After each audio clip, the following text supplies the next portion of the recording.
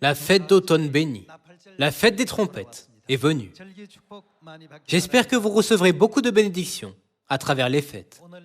Aujourd'hui, en célébrant la fête des trompettes, j'espère que tous les membres de Sion du monde entier parviendront à se repentir complètement devant Dieu. Et, ce faisant, recevront le salut et entreront dans le royaume des cieux. À ce sujet, partageons aujourd'hui la parole de Dieu avec un sermon intitulé « La fête des trompettes et la repentance ».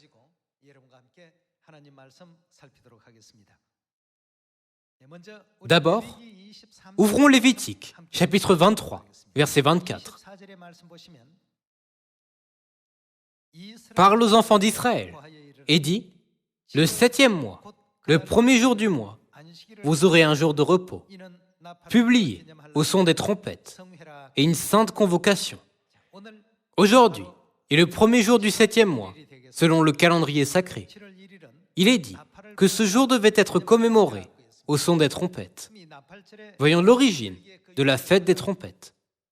Lorsque Moïse est descendu avec les tables des 10 commandements données pour la première fois, il a trouvé les Israélites adorant un veau d'or. En voyant les Israélites adorer l'idole, Moïse a jeté les tables et les a brisées au pied de la montagne. Il était furieux. C'est pourquoi 3000 hommes ont été mis à mort ce jour-là. Après cela, ceux qui sont restés sont revenus à la raison en réalisant qu'ils avaient péché contre Dieu. Et ils se sont sincèrement repentis en confessant toutes leurs fautes. Puis, Dieu a ordonné à Moïse de monter sur le mont Sinaï et de recevoir de nouveau les tables des 10 commandements. Le premier jour du 6e mois, selon le calendrier sacré, il est donc monté sur le mont Sinaï le premier jour du 6e mois et a de nouveau jeûné pendant 40 jours. Moïse a jeûné pendant 40 jours lorsqu'il a reçu les tables des 10 commandements données pour la première fois. Et il a jeûné encore 40 jours lorsqu'il les a de nouveau reçus. Après avoir jeûné pendant 40 jours, il a reçu les 10 commandements et est descendu. Ce jour était le 10e jour du 7e mois, selon le calendrier sacré. Le 10e jour du 7e mois, selon le calendrier sacré, Dieu a expié tous les péchés des Israélites. Par conséquent, Dieu a fixé le 10e jour du 7e mois comme le jour des expiations. Le jour des expiations vient dans 10 jours. Alors préparez-vous avec un cœur repentant, en faisant toujours sonner des trompettes à son peuple pendant 10 jours avant le jour des expiations. Dieu l'a fait se repentir de tous les péchés qu'il avait commis pendant l'année dernière et lui a fait les confesser devant Dieu. Aujourd'hui, le premier jour du 7e mois selon le calendrier sacré est la fête que Dieu a établie dans ce but. La signification contenue dans la fête des trompettes est la repentance. Il y a 2000 ans, Jésus est venu sur la terre et a dit « Repentez-vous, car le royaume des cieux est proche ». Il est indispensable que nous comprenions qu'il y a une relation inséparable entre le royaume des cieux et la repentance. Repentez-vous. En termes simples, à moins que nous ne nous repentions, nous ne pouvons pas entrer dans le royaume des cieux. Cela ne veut-il pas dire que nous pouvons entrer dans le royaume des cieux seulement après nous être repentis? Beaucoup de gens disent « Je n'ai rien fait de mal dans ma vie. Alors, de quoi devrais-je me repentir ?» À moins qu'ils ne comprennent le monde spirituel, ils ne peuvent jamais comprendre pourquoi la repentance est nécessaire pour entrer dans le royaume des cieux. La Bible dit que nous étions tous des anges dans le ciel avant de venir sur la terre sous forme humaine. Que s'est-il passé dans le ciel? nous avons commis une trahison contre Dieu. Nous avons été chassés sur la terre après avoir commis un péché dans le ciel et vivons maintenant sous forme humaine. La Bible ne dit-elle pas que nous étions à l'origine les enfants de Dieu en tant qu'anges dans le ciel?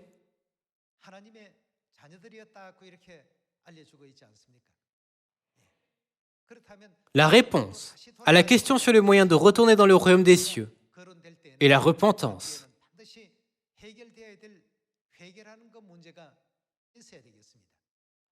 Nous devons nous repentir des péchés que nous avons commis sur la terre. Cependant, nous devons absolument être sûrs de nous repentir des péchés que nous avons commis dans le ciel. Certains peuvent demander, pourquoi devrais-je me repentir? Je n'ai rien fait de mal. Examinons 1 Jean, chapitre 1, verset 8.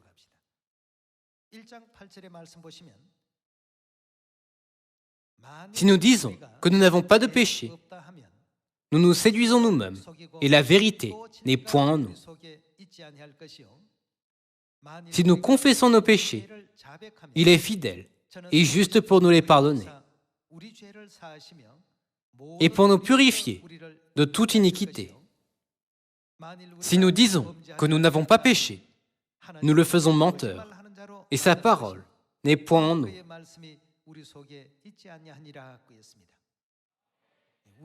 Nous sommes les anges qui ont été expulsés sur la terre à cause de nos péchés commis dans le ciel. Le fait que nous sommes nés sur cette terre prouve que nous sommes des pécheurs, parce que personne d'autre que les pécheurs ne peut porter la chair. Nous sommes descendus sur la terre en portant la chair à cause de nos péchés. Dieu n'a-t-il pas accordé une durée de vie limitée à toute l'humanité afin qu'elle puisse vivre une vie de repentance sur la terre?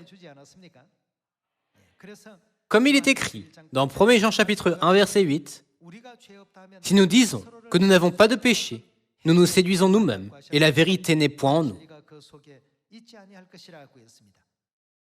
Si nous confessons nos péchés, il est fidèle et juste pour nous les pardonner et pour nous purifier de toute iniquité. Si nous disons que nous n'avons pas péché, nous le faisons menteur et sa parole n'est point en nous.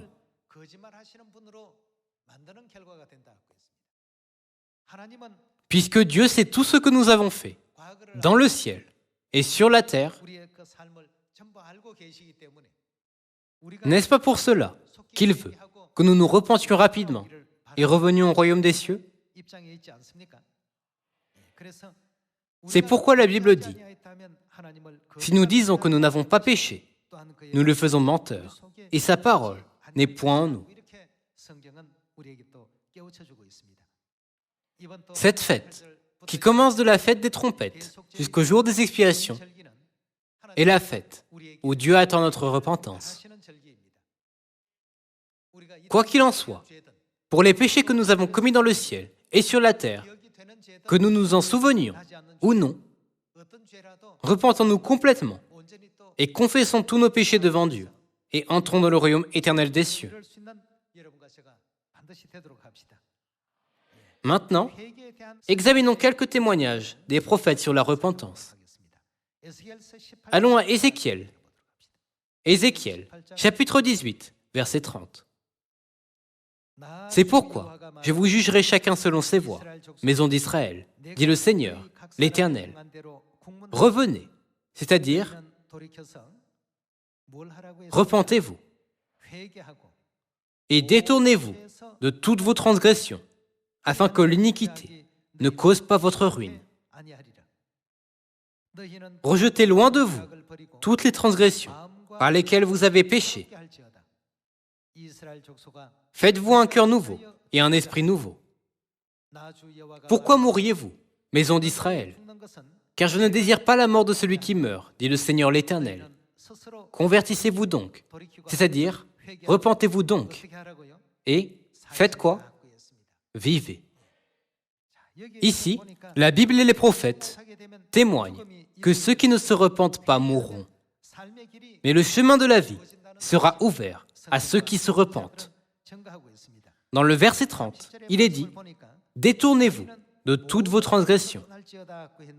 Quoi qu'il en soit, nous devons nous détourner de tous nos péchés, qu'ils soient commis sur la terre ou dans le ciel.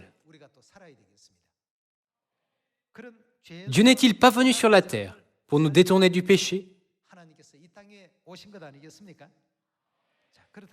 Voyons un autre avertissement sur la repentance dans Psaume. Ouvrons Psaume chapitre 7, verset 13. Si le méchant ne se convertit pas, il aiguise son glaive, il bande son arc et il vise. Il dirige sur lui des traits meurtriers. Il rend ses flèches brûlantes. Voici, le méchant prépare le mal. Il conçoit l'iniquité et il enfante le néant. Dans le verset 13, il est écrit que si un homme ne se convertit pas, c'est-à-dire s'il ne se repent pas, que fait Dieu? Il aiguise son glaive. Si un homme ne se repent pas, Dieu bande son arc et vise. En termes simples, cela ne veut-il pas dire, si un homme ne se repent pas, seule la mort et la destruction l'attendent?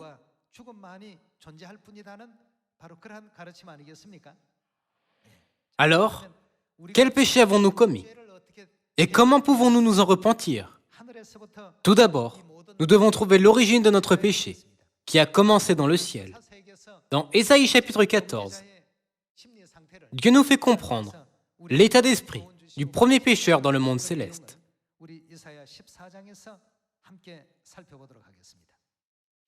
À travers cela, prenons le temps de comprendre notre propre état d'esprit qui nous a conduits à être expulsés.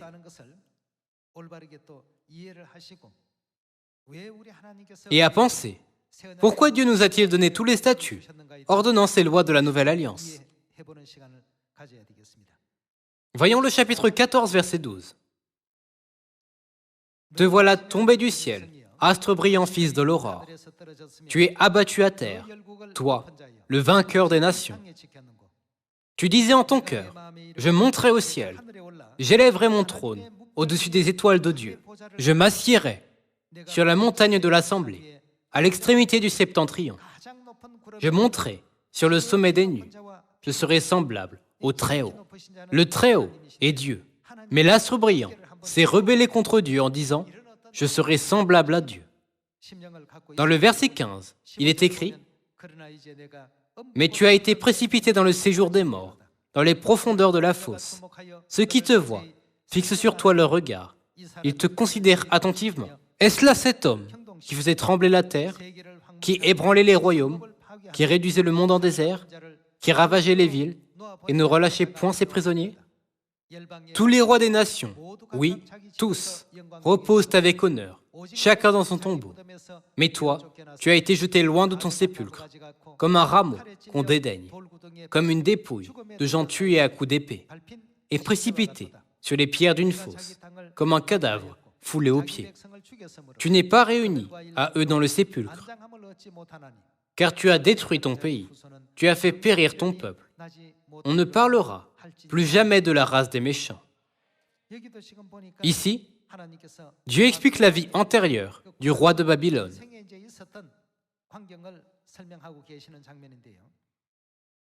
Il a tenté d'élever son trône au-dessus de Dieu. Que c'est déplorable. Qu'est-ce que ce péché a apporté à la fin? Comme il est écrit dans Apocalypse, que s'est-il passé dans le ciel? Il y a eu la guerre dans le ciel. Satan, qui est comparé au dragon, a été précipité sur la terre avec ses anges. Ils ont commis le grave péché de tenter d'usurper le trône de Dieu. Trouvons un verset de plus dans Ézéchiel chapitre 28. Regardons Ézéchiel chapitre 28 verset 11. Ézéchiel chapitre 28 verset 11. La parole de l'Éternel me fut adressée en ces mots. Fils de l'homme, prononce une complainte sur le roi de Tyr. Tu lui diras, ainsi parle le Seigneur, l'Éternel. Tu mettais le sceau à la perfection. Tu étais plein de sagesse, parfait en beauté. Tu étais en Éden, le jardin de Dieu. Tu étais couvert de toute espèce de pierres précieuses, de sardoine, de topaze, de diamant, de chrysolite, d'onyx, de jaspe, de saphir, d'escarboucle, d'émeraude et d'or. Tes tambourins et tes flûtes étaient à ton service, préparés pour le jour où tu fus créé. Tu étais un chérubin protecteur, aux ailes déployées. Je t'avais placé et tu étais sur la sainte montagne de Dieu. Tu marchais au milieu des pierres étincelantes. Tu as été intègre dans tes voies, depuis le jour où tu fus créé, jusqu'à celui où l'iniquité a été trouvée chez toi. Par la grandeur de ton commerce, tu as été rempli de violence, et tu as péché. Je te précipite de la montagne de Dieu, et je te fais disparaître, chérubin protecteur, du milieu des pierres étincelantes. Ton cœur s'est élevé à cause de ta beauté. Tu as corrompu ta sagesse par ton éclat. Je te jette par terre. Je te livre en spectacle au roi. Par la multitude de tes iniquités, par l'injustice de ton commerce, tu as profané tes sanctuaires. Je fais sortir du milieu de toi un feu qui te dévore. Je te réduis en cendres sur la terre, aux yeux de tous ceux qui te regardent.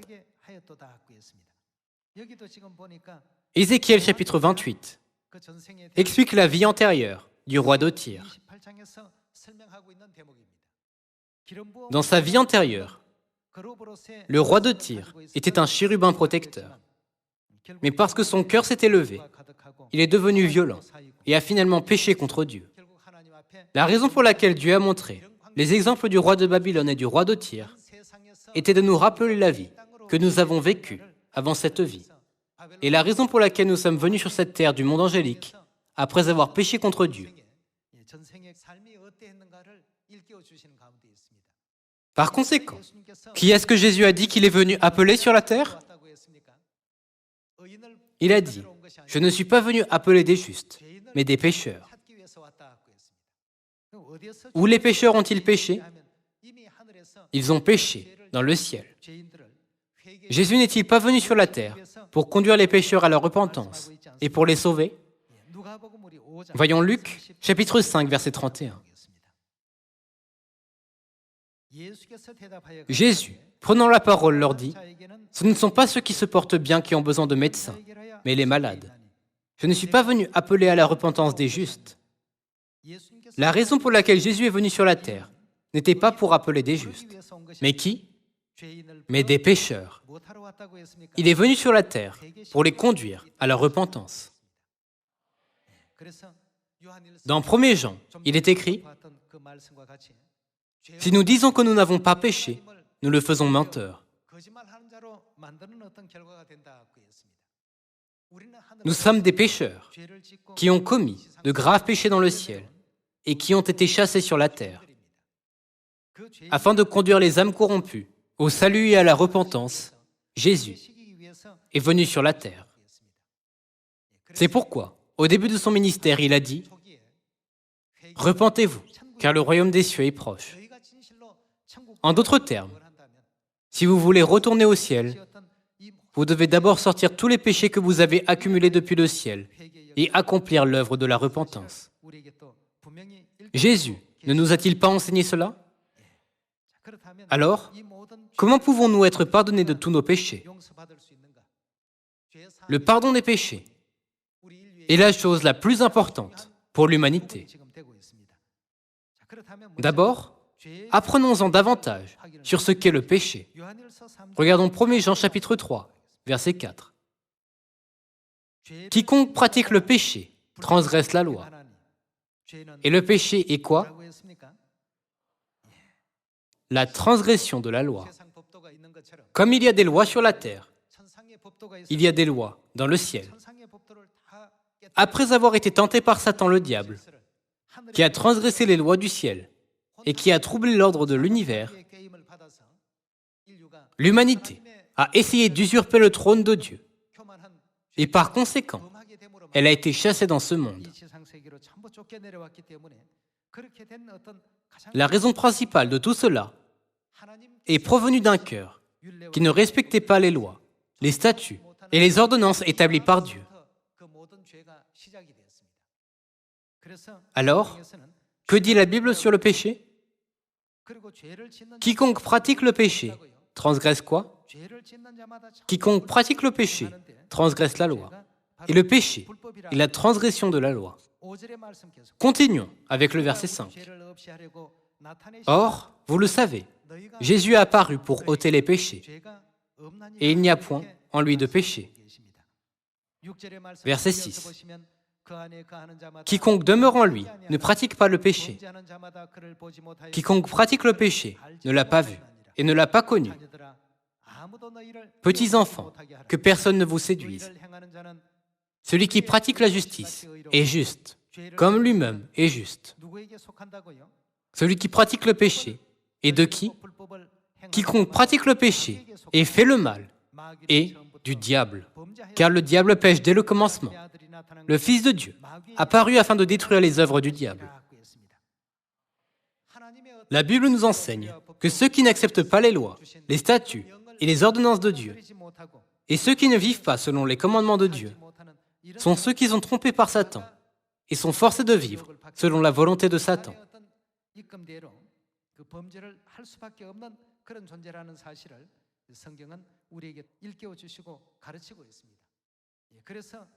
Par conséquent, sur quoi Dieu a-t-il toujours insisté, même après être venu sur la terre? Lorsqu'il est venu sur la terre pour sauver l'humanité, il nous a toujours enseigné: obéissez aux lois, aux statuts et aux ordonnances. Il rappelle toujours cet enseignement à toute l'humanité. Regardons Deutéronome, chapitre 8, verset 1. Vous observerez et vous mettrez en pratique tous les commandements que je vous prescris aujourd'hui, afin que vous viviez, que vous multipliez, et que vous entriez en possession du pays que l'Éternel a juré de donner à vos pères. Souviens-toi de tout le chemin que l'Éternel ton Dieu t'a fait faire pendant ces 40 années dans le désert, afin de t'humilier et de t'éprouver, pour savoir quelles étaient les dispositions de ton cœur, et si tu garderais ou non ses commandements. Dieu a fait faire aux Israélites le chemin pendant 40 ans dans le désert, pour savoir s'ils garderaient ou non ses commandements. Dieu n'a-t-il pas fait passer aux Israélites 40 années dans le désert, jusqu'à ce qu'ils puissent le confirmer? C'est parce que les lois, les statuts et les ordonnances données par Dieu sont importants à ce point.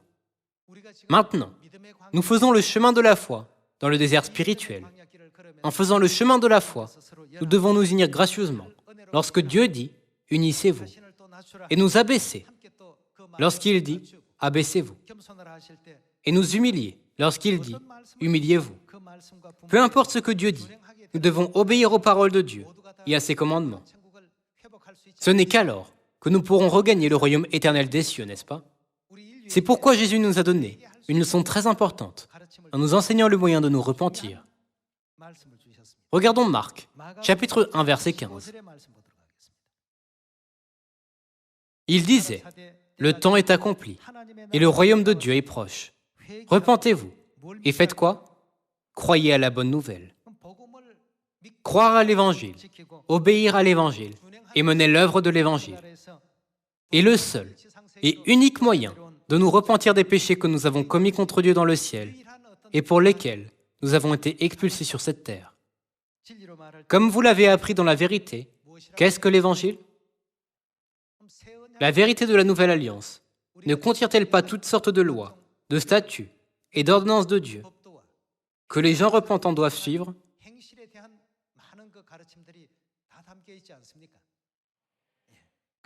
C'est pourquoi il est dit que ceux qui se repentent doivent croire à l'Évangile.